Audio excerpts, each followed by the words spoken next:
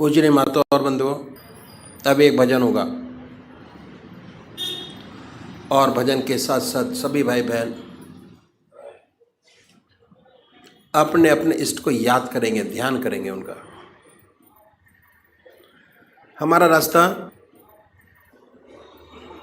ध्यान योग, ध्यान योग का है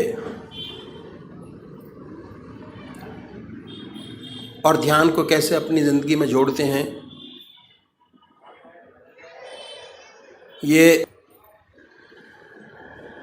जानना बहुत ज़रूरी है। कैसे जुड़ेंगे, कैसे बढ़ेंगे इस रास्ते के अंदर, कैसे अपने जीवन को सफल बनाएंगे, बहुत ज़रूरी है जानना। सबसे बड़ी बात यह है कि हमारा देश जो है आध्यात्मिक देश है और हमारे देश में 99% लोग ऐसे हैं जो परमात्मा को मानते हैं और अपने किसी न किसी ढंग से परमात्मा का पूजा करते हैं। तरीके अलग अलग हैं, 33 करोड़ देवी देवता हैं और हर 20 किलोमीटर पर भाषा बदल जाती है और परमात्मा का स्वरूप बदल जाता है।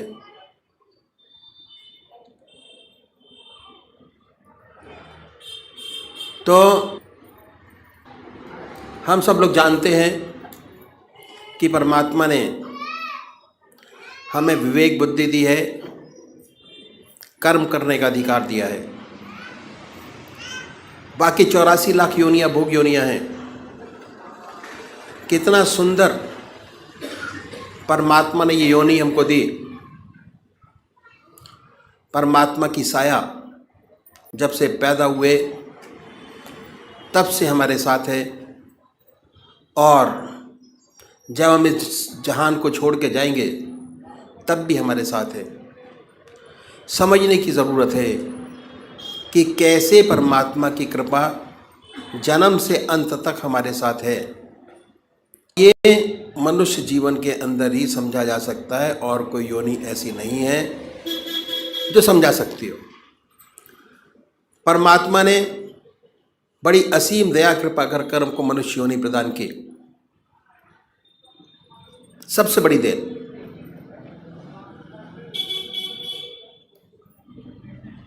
और हमारे सामने हमारे कर्म जो हम पहले जन्म में करके आए, कितने जन्मों के सत्कर्म हैं हमारी आत्मा के साथ, वो ये प्रदर्शित करता है कि हमको परमात्मा ने फ्री कर दिया। बिल्कुल सब कुछ किया जा सकता है और जो आज कर रहे हैं उसका फल भोग आगे प्राप्त करेंगे।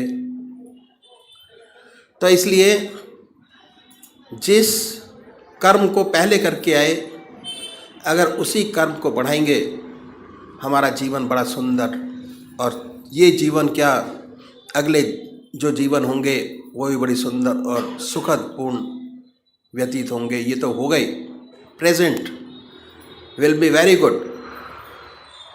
तो सबसे पहले हमको क्या करना है, हम मंदिर जाते हैं, भजन करते हैं, कीर्तन करते हैं, आरती करते हैं। ये पहले तरीके की पूजा है, फर्स्ट स्टेप ऑफ पूजा। मंदिर जाना, भगवान जी को जल चढ़ाना और भगवान जी को नहलाना, उनके कपड़े बनाना, भक्ति भाव, फर्स्ट टाइम पूजा पहली। इसका फ़ायदा बहुत ज़बरदस्त है, पर यह शारीरिक पूजा है।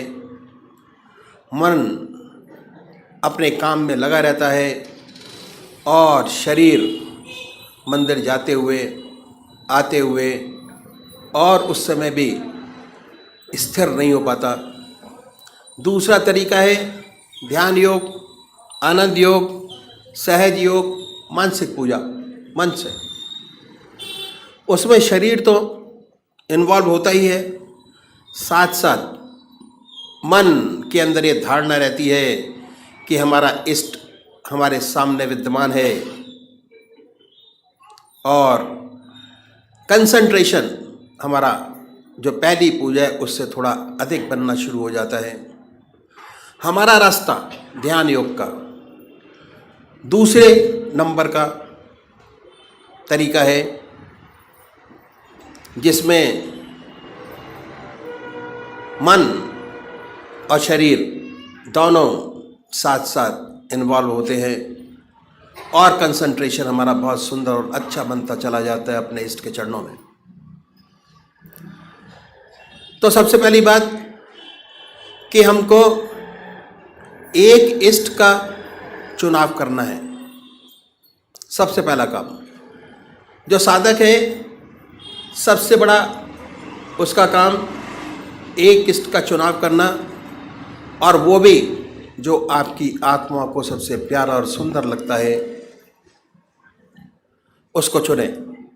कोई वे राम को मानते हैं, कोई कृष्ण को मानते हैं, कोई देवी को मानते हैं, कोई हनुमान जी को मानते हैं। जो जिसका इष्ट है, 33 करोड़ देवी देवता में अपने इष्ट को चुन लीजिए, जो आपकी आत्मा को सबसे प्यारा लगता है। 2 बत्ती अगरबत्ती जलाएं, बड़े प्यार से बैठिए सुखासन से।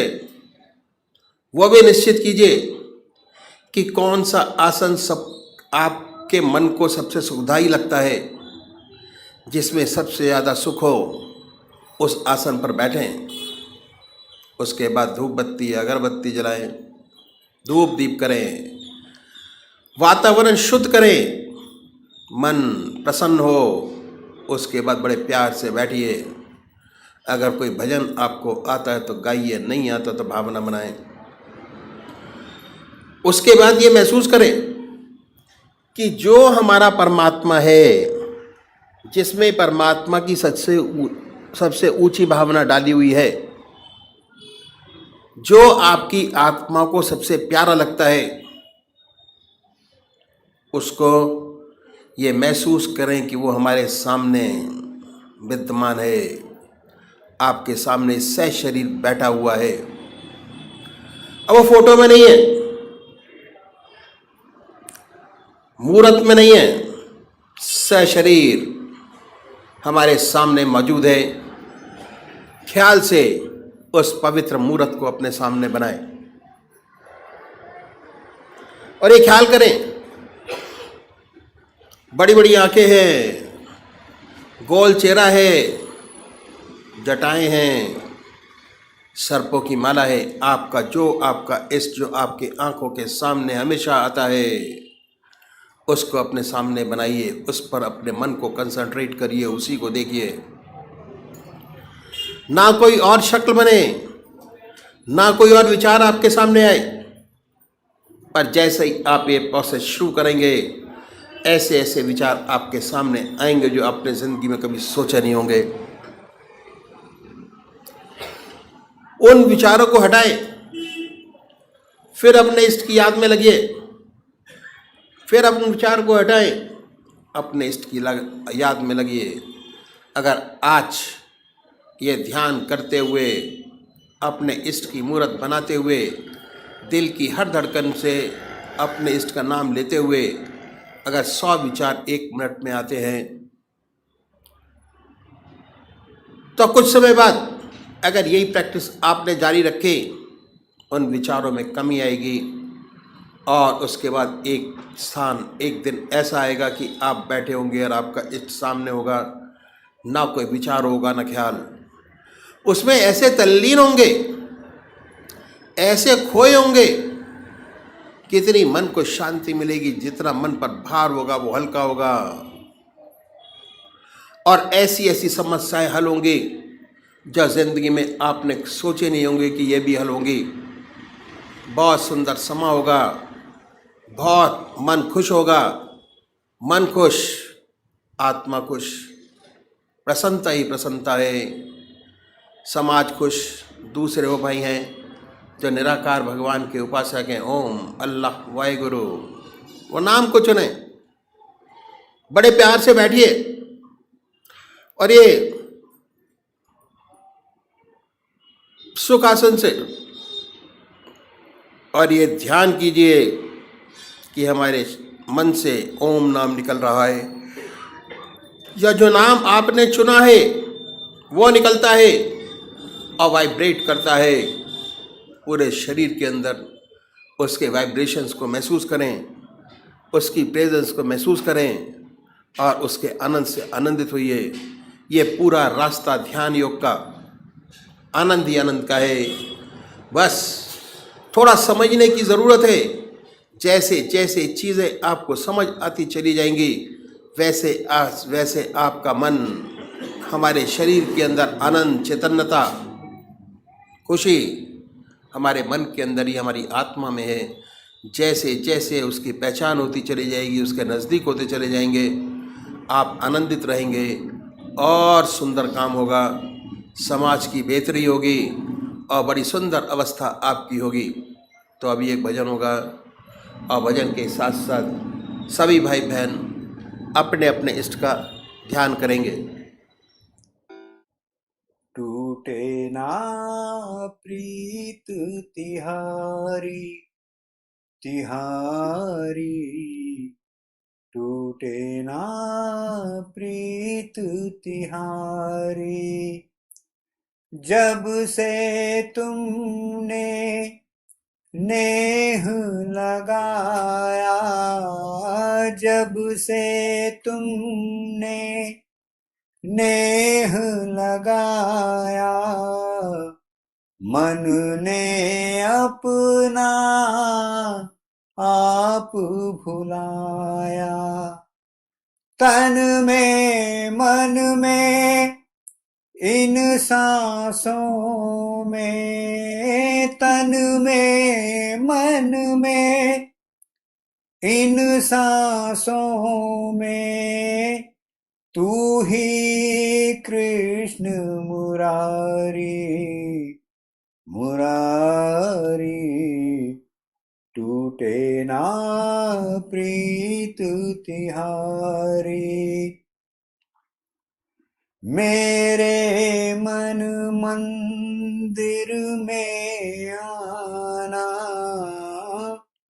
मेरे मन मंदिर में आना, आके नाथ फिर नहीं जाना।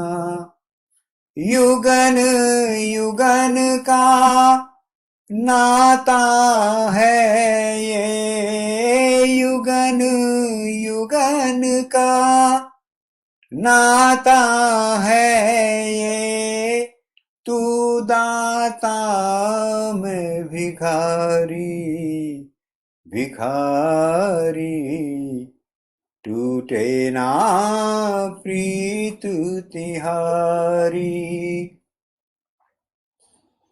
मैं हूँ जीव और तू है जीवन, मैं हूँ जीव और तू है जीवन, तू है मुक्ति मैं हूँ बंधन। अपनी शरण में लेके मुझको, अपनी शरण में लेके मुझको, विपदाएं सब टारी मुरारी, टूटे ना प्रीत तिहारी। जब से तुमने नेह लगाया, मन ने अपना आप भुलाया। तन में मन में इन सांसों में, तू ही कृष्ण मुरारी मुरारी टूटे ना प्रीत तिहारी।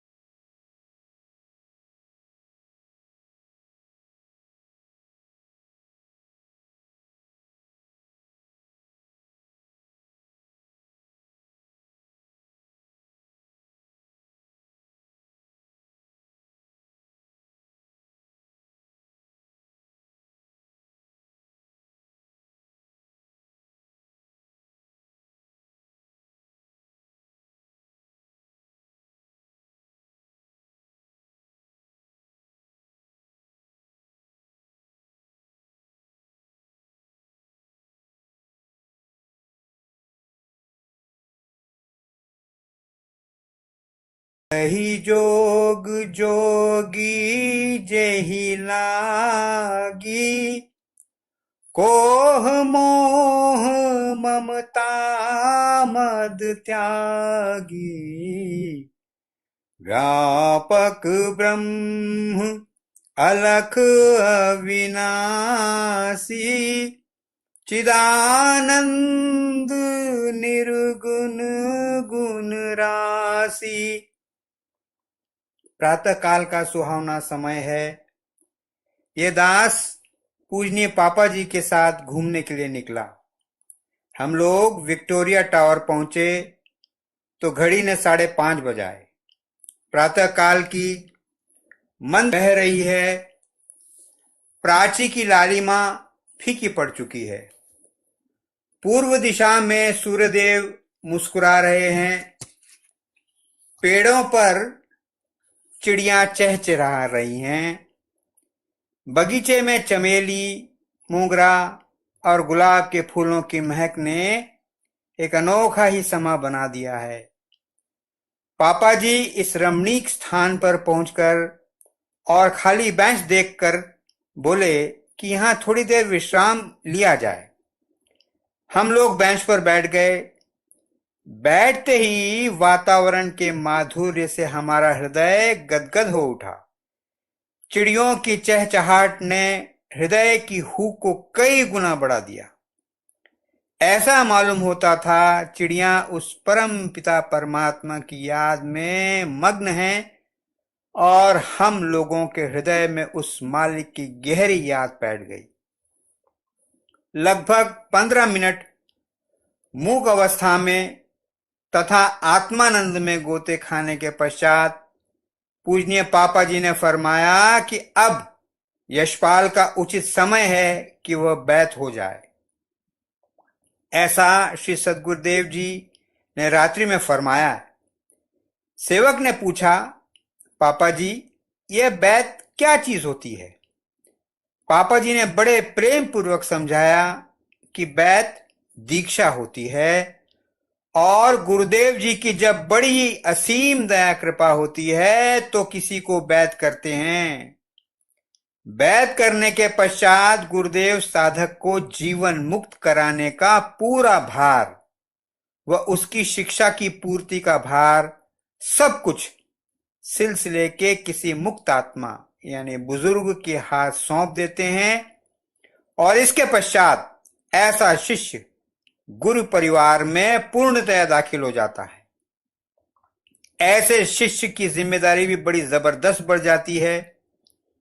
उसे पूर्णतया आत्मसमर्पण करना पड़ता है और गुरु की आज्ञा की अवहेलना स्वप्न में भी नहीं कर सकता, अन्यथा बड़े कष्टों का सामना करना पड़ता है और तब शिष्य जीवन मुक्त गति प्राप्त करता है। अगर सच्चा आज्ञाकारी है और सच्चे दिल से आत्मसमर्पण करता है तो बड़े आनंद में इस स्थिति को प्राप्त कर लेता है, जिसके लिए बड़े बड़े योगी कठिन तपस्याएं करते हैं और मुश्किल से प्राप्त कर पाते हैं। तुम्हारे ऊपर पहले से ही श्री सद्गुरुदेव जी की बड़ी कृपा है।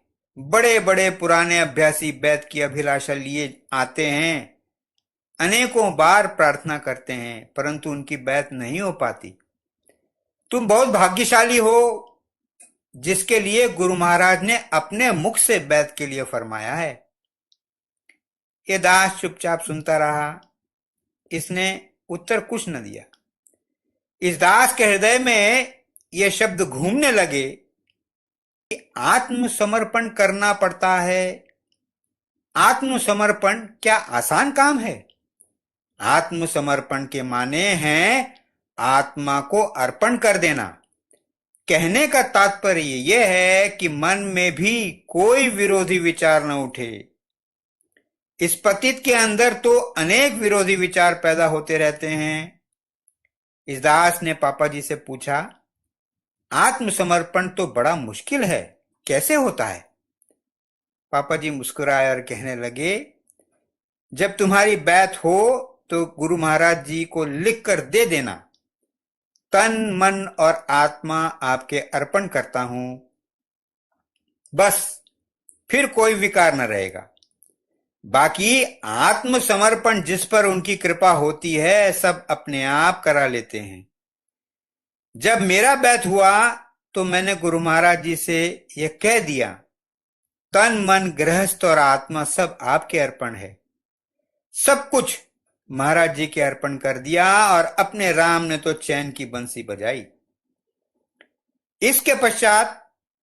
इसके बाद पापा जी ने फरमाया, मालूम है कि इस सेवक का बैत कैसे हुआ?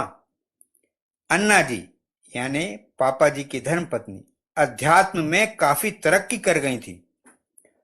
उन पर परम संत महात्मा रघुवर दयाल जी तथा श्री सद्गुरुदेव जी की बड़ी कृपा थी और मैं बड़ा खिलाड़ी था। मन आया पूजा में बैठा, नहीं आया तो नहीं बैठा। एक रोज मैं कानपुर चाचा जी परम संत महात्मा रघुवर दयाल जी के पास गया। उन्होंने कहा, अरे पंडित, तुम्हारी वजह से तुम्हारी धर्मपत्नी की तरक्की रुकी पड़ी है। अब वह समय आ गया है कि तुम कुछ करो। पापा जी ने उत्तर दिया, सुनो चच्चा, पापा को करना धरना कुछ नहीं, करना धरना आपको है या बड़े भैया को। जो मर्जी हो आप करो या करवा लो। अन्ना जी की तरक्की रुकी पड़ी है सो इसका दोष मेरे ऊपर कुछ नहीं। जो कुछ करवाना हो आप करवा लो। चच्चा जी ने मुस्कुराकर उत्तर दिया, पंडित तुम बड़े टेढ़े हो, बहुत टेढ़े हो, अपने आप कुछ भी नहीं करना चाहते। लाओ तुम्हें एक तरकीब बताता हूं, तुम्हारा दोनों का कल्याण हो जाएगा।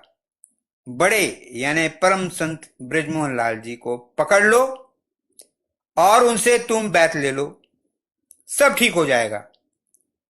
पापा जी बोले कि बहुत अच्छा महाराज, और अगले दिन अन्न पानी सब छोड़ दिया। प्रातःकाल चाय आई। चच्चा जी महाराज ने कहा, चाय पियो पापा। पापा जी ने उत्तर दिया, आज तो मैंने व्रत रखा है, जब बड़े भैया बैत कर लेंगे तब खाऊंगा। चाचा जी महाराज ने कहा कि पूछ तो लेते, व्रत बाद में रखते। पापा जी ने उत्तर दिया कि आपकी आज्ञा हो चुकी है, अब आप जाने और बड़े भैया जाने। चाचा जी महाराज बोले, अरे भाई, बड़े से कह तो दो कि तुमने व्रत रखा हुआ है। पापा जी ने उत्तर दिया कि वह आप जाने, चाहे आप बैत करो या बड़े बैत करें, पापा को बैत होना है, जिससे अन्ना जी का रास्ता खुल जाए। चच्चा जी महाराज चुप हो गए। पापा जी ने दिन भर निर्जल व्रत रखा। सायंकाल को जब बड़े भैया यानी श्री सद्गुरुदेव दफ्तर से वापस आए और भोजन वगैरह कर चुके, तब चच्चा जी महाराज ने उनसे फरमाया, बड़े, यह पापा सुबह से निर्जल व्रत रखे हैं। बड़े भैया जी ने कहा, पापा जी को क्या हो गया जो भोजन नहीं किया? चाचा जी महाराज ने कहा, बैत होना चाहते हैं इसलिए व्रत रखा है, आप पापा को बैत कर दें। बड़े भैया जी बोले, आपके सामने भला मैं कैसे बैत करूं? आप ही इनको बैत क्यों नहीं कर देते? चाचा जी महाराज बोले, नहीं भाई, इनका बैत तो तुम्हें ही करना है। लगभग रात्रि के 9 बजे मुझे बुलावा आया। मैंने बैत के बाद अन्ना जी सत्यव्रत सबको खड़ा कर दिया और महाराज जी को कह दिया, ये परिवार सब आपका है, इस दुनिया में मेरा कुछ नहीं है। हमारी बैत तो इस प्रकार हुई। दास ने पूछा, अन्ना जी की तरक्की आपकी वजह से कैसे रुक गई? पापा जी ने उत्तर दिया कि हिंदुओं में शादी शारीरिक संबंध नहीं होता, बल्कि आत्मिक संबंध होता है। अध्यात्म में सच्ची तरक्की तभी होती है जब दोनों ही रास्ते में आगे बढ़ें। दास ने पूछा कि बैत के बाद अन्ना जी की तरक्की खुल गई? पापा जी ने उत्तर दिया, अरे भैया, अन्ना जी ने बड़ी तरक्की की। उनको सद्गुरु जी महाराज ने सत्संग कराने की आज्ञा दी और वह लखनऊ में त्रिपाठी जी के रहते हुए अलग सत्संग कराया करती थी। इसके बाद आपने फरमाया कि वह बड़ी भक्त थीं और सद्गुरुदेव पर उनकी बड़ी श्रद्धा थी। वह तो सद्गुरुदेव जी महाराज से कहा करती थीं कि जब मेरा शरीर छूटे तो मेरे शरीर का अंतिम संस्कार आप करें। गुरु महाराज जी कहते कि अन्ना जी, ये कैसे हो सकता है, वो तो पापा जी करेंगे, यह तो हिंदू धर्म के अनुसार नामुमकिन है। पर अन्ना जी की जिद थी। वो हमेशा यही कहती थी, मेरा संस्कार आपको करना पड़ेगा। गुरु महाराज जी हार कर चुप हो जाते। क्या कहते? अन्ना जी 24 घंटे बराबर भगवान की याद में डूबी रहती थीं और उनका चेहरा हमेशा तमतमाता रहता था। जब वह बहुत सख्त बीमार हुई तो अक्सर उन्हें अकेला छोड़कर मुझे अस्पताल जाना पड़ता था। एक रोज ऐसा ही हुआ। जब वापस आया तब उन्हें लगभग भस्म हुआ ही पाया। बड़ा दुख हुआ कि यह क्या हुआ कि ऐसी भक्त और क्या मौत पाई, कैसे जल गई। कमरे का और सारा सामान ठीक ठाक था। अन्ना जी अपनी खाट में भस्म थी। बड़ा हैरान था। इतने में क्या देखता हूं कि खट्ट सद्गुरुदेव जी महाराज पधारे। बोले, पापा क्यों परेशान हो, इन्होंने बहुत ऊंची गति पाई है। इनकी अभिलाषा थी कि इनका संस्कार मैं करूं, वो कैसे हो पाता। आप चिंता मत करें। इनके प्राण निकल जाने के पश्चात इनके लिहाफ गद्दों में आग लगी, ये जलकर नहीं मरी। उसके बाद इनका शरीर भस्म हो गया। अब उठो और इनके सारे संस्कार करो। सब संस्कार करने के पश्चात जब हम सब लौटे, एकांत में उसी कमरे में इस सेवक ने 2 आसन बिछाए, एक अपने लिए, एक अन्ना जी के लिए। और जब मैं पूजन करने बैठा तो अन्ना जी मेरे बराबर विराजमान थी और बहुत खुश थी और मेरे साथ बराबर पूजन करती रहीं। मुझे पूर्ण विश्वास हो गया कि उनके प्राण निकलने के बाद उनके कपड़ों में अग्नि का प्रवेश हुआ। उसके बाद जब कभी भी मैं 2 आसन बिछाकर बैठता तो अन्ना जी हमेशा मेरे साथ पूजन में शामिल होती थी। भैया, अपने सद्गुरु सर्व प्रकार समर्थ हैं, उनके लिए कुछ भी नामुमकिन नहीं। पापा जी ने अपनी यह कथा बड़े प्रेम भरे हृदय से सुनाई और बीच बीच में उनकी आंखों से प्रेममय जल टपक जाता था। पापा जी ने फरमाया, आज तो दिन भर व्रत रखो और मैं गुरुदेव जी से प्रार्थना करूंगा कि वो आपको बैत कर देंगे। दास ने पूछा, बैत में क्या करना होता है? किसी विशेष वस्तु का प्रबंध तो नहीं करना होता? आपने उत्तर दिया, गुरु महाराज जी के लिए अगर संभव हो सके तो कोई वस्त्र और कुछ दक्षिणा जो आप देना चाहें दे सकते हैं। यही एक ऐसा अवसर है जब आप उन्हें कुछ दे सकते हैं। यही एक ऐसा अवसर है जब आप उन्हें कुछ दे सकते हैं। और भैया, हम लोगों का भी कुछ ख्याल रखना, कुछ मीठा मुंह हमारा भी हो जाए, कुछ प्रसाद रख देना। और भैया, गुरु महाराज जी के लिए कुछ पुष्प और पुष्प माला का इंतजाम भी जरूर कर लेना। गुरु महाराज जी को गुलाब के फूल पसंद हैं। अगर संभव हो सके तो 2-4 गुलाब के पुष्प मंगा लेना, क्योंकि धूप चढ़ चुकी थी और समय अधिक हो गया था। हम लोग घर वापस लौट आए। परमात्मा तू ही है, तेरी इच्छा पूर्ण हो।